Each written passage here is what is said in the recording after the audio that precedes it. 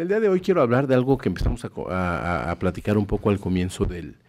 programa, pero la manera en la cual esto puede afectar a las empresas. Y te lo cuento. Todos sabemos que cuando uno tiene un hijo o tienes descendencia de alguna manera, tienes la obligación de mantenerlos. Esto jurídicamente se llama la obligación de proveer alimentos. No es que solamente se trate de proveerles comida, es pues mantenimiento de escuela, alimentación, salud, esparcimiento, viajes, educación, en general todo lo que se requiere para que una persona pueda alcanzar su independencia y finalmente ser, pues ahora sí que aunque suene un poco romántico, útil para la sociedad.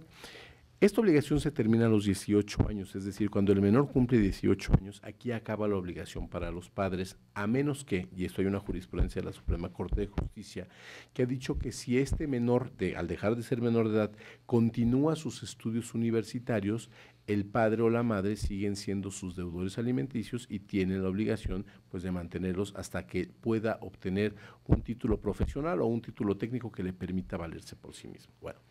Esto pasa en condiciones normales, es decir, cuando un matrimonio, pues no sé si bien o mal ha habido, pero cuando dos padres de familia, o pueden ser los abuelos, pueden ser los tíos, dependiendo también de cada circunstancia de quienes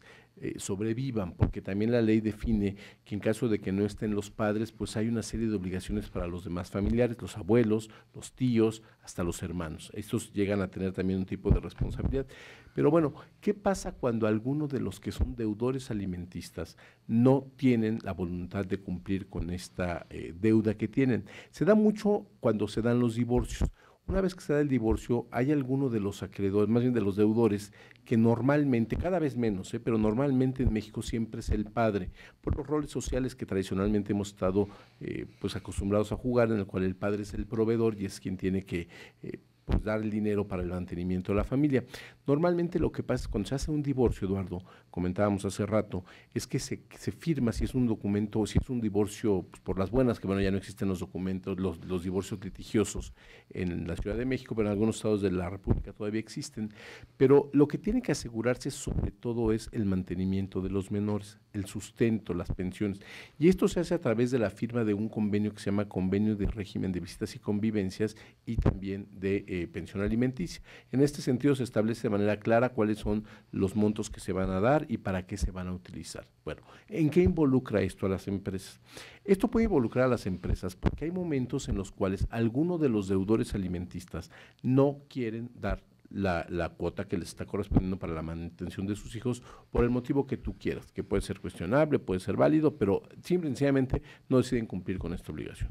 En estos casos, Eduardo, y es muy factible que a nuestros amigos del auditorio les haya pasado, que reciban una notificación de parte de un juzgado civil o familiar, según el estado en el que se encuentren, en el cual se les requiera que deben llevar a cabo una serie de informaciones con respecto a alguno de sus trabajadores, y es un juzgado de lo familiar. En muchas ocasiones esto causa desconcierto, pues dicen, bueno, nosotros somos una empresa que producimos ligas o producimos aeronaves y no tenemos ninguna vinculación con la familia de ninguno de nuestros empleados. Sin embargo, la lógica que establece la ley que ha interpretado también la Suprema Corte es que en este sentido se tiene que obligar a que el deudor alimentista cumpla con sus obligaciones. Si no quiere hacerlo de manera voluntaria, se le obligará mediante el hecho de que se le puede embargar parte de su sueldo para que éste sea entregado a los acreedores alimentistas, que en este caso son los menores de edad o algún mayor de edad que esté en un estado de incapacidad o, como decíamos, que siga todavía desempeñando sus estudios. Pero esto es importante, Eduardo, porque muchas veces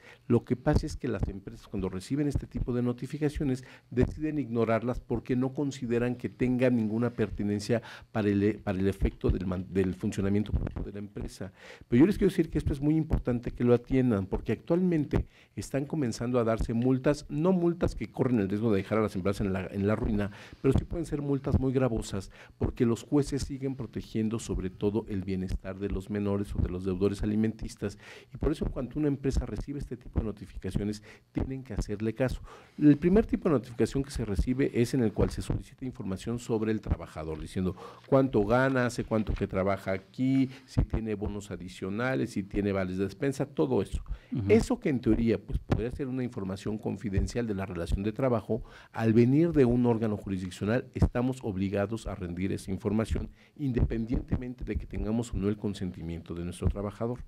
Una vez que ya se cuenta con esta información y se rinde al juzgado, el juzgado puede determinar que se lleve a cabo un embargo permanente sobre un porcentaje determinado de los salarios de ese trabajador. ¿Qué es lo que pasa que comentábamos hace rato? Muchas veces, antes de recibir esta primera notificación,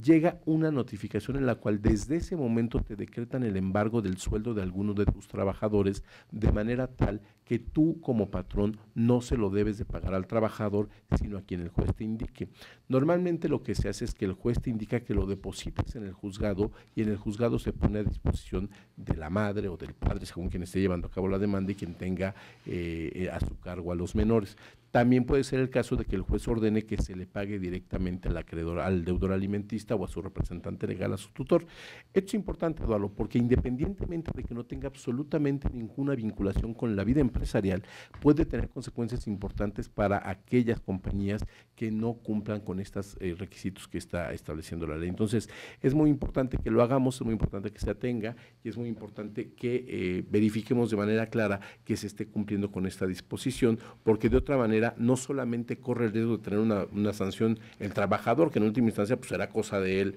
si decide o no mantener a su familia, sino nosotros como empresa, en algo que ni nos va ni nos viene, por así decirlo, también tenemos el riesgo de tener consecuencias jurídicas y por lo tanto nuestra recomendación, Eduardo, es que siempre se atiendan estas solicitudes y simple y sencillamente pues se diga lo que los jueces nos están ordenando. Pues bueno, está para quien nadie está exento a que tenga un conflicto de esta naturaleza y esa información no tiene ningún desperdicio, pues. Así es. Pero ¿dónde pueden comunicarse contigo? Con todo gusto, Eduardo. Nuestro correo electrónico es gonzalezrobles@gonzalezrobles.com.